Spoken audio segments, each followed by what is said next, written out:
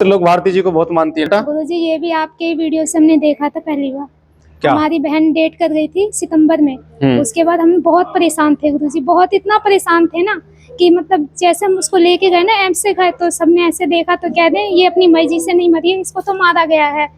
उसके बाद जैसे हम उसका सब करके उसके बाद गुरुजी हम ना बहुत परेशान थे। मतलब हमने कभी सोचा नहीं, 5 महीने में उसका ऐसा हाल हो गया था जैसे हम कभी सोचे नहीं थे। हम महीने महीने एम्स में पड़े रहते थे। एम्स में महीने 2-2 महीने सफदरजंग, ऐसा कोई हॉस्पिटल नहीं छोड़ा गुरुजी।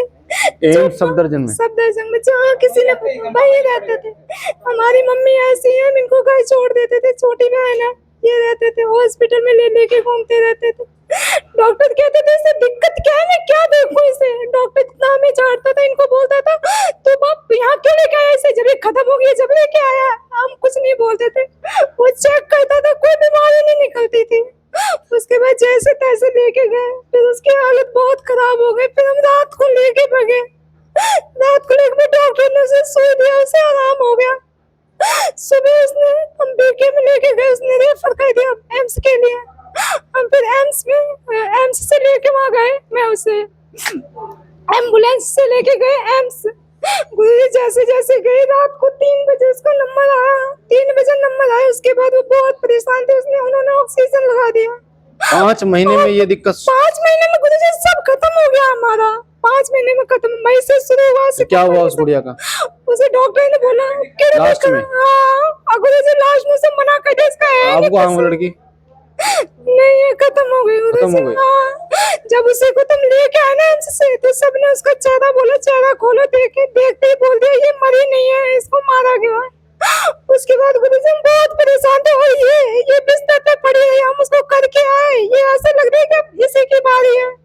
बिस्तर पे पड़े रहते थे, फिर हम बहुत परेशान थे। जैसे तैसे उसका काम किया करके, किसी ने बोला कि हम वहाँ दिखा देंगे। हम फिर गए, फिर सबने यही बताया, उसके मुंह से उसने खून फेंक के मरी थी, हमने नहीं देखा था गुरुजी। तुम्हारे साथ क्या दिक्कत होनी शुरू हो गई? तो दिक्कत ये है कि ये भी बीमार होने लगी। फिर सबने बोला कि तुम फिर कि ये मारी गई है, कि ये ना बहुत परेशान करेगी, तुम्हें दिखा देंगे हम। फिर उन्होंने हमें दिखाने लगे, फिर हम ना बहुत परेशान हो गए। फिर सब कोई किसी के पास जाते, कोई बोलता 1 लाख रुपया लूंगा, मैंने ठीक कर दूंगा। भगत ने बोला हाँ तुम्हारे घर में ऐसे है वैसे है, तंत्र बताया। हाँ ऐसे बताया। और फिर उसके बाद हम बहुत परेशान हो गए। फिर एक जगह गए तो वो बोलता 25,000 रुपया लूंगा, मैं सब ठीक कर दूंगा।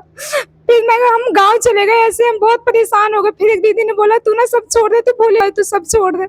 फिर मैं ऐसे जल चढ़ाने लगी। उसके बाद हम बहुत परेशान हो गए। मैंने कहा नहीं, कहीं ना कहीं दिखाना पड़ेगा। फिर मैं मंदिर से आई, मैं भोलेनाथ को बोल के, मैंने कहा कि गुरु पिता आप ही हमें रास्ता दिखाओगे, और हमें कुछ नहीं पता। उसके बाद मैं जैसे आई, फोन उठाई, वैसे ही आपकी वीडियो सामने आ गई। किसी जाड़ा धाम में ये थी लोग भारती बाबा, यहाँ जाओ बाबा त्रिलोक भारती। फिर गुरुजी हम 2-3 दिन के बाद वहाँ चले गए, सजाड़ा चले गए। उसके बाद हम आज हैं और वो है।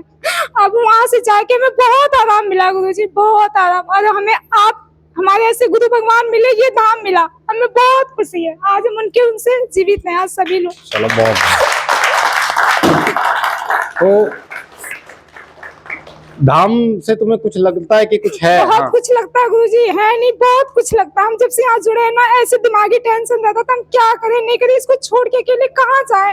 अब छोड़ के कहीं चले जाते हैं, ये सब उठ के सब्जी भी काट लेती है, कुछ कर लेती है, कुछ इतनी खुशी मिलती है ना, ये सही कह रही है बेटी, बता नहीं सकते। वैसे मैंने एक चीज देखा, इनके लगातार हवन में हो रहे हैं, लगातार जैसे ये हाजिरी में आते हैं हर बार, ऐसे ये भी आते हैं बिना कुछ कहे, इनको आना है।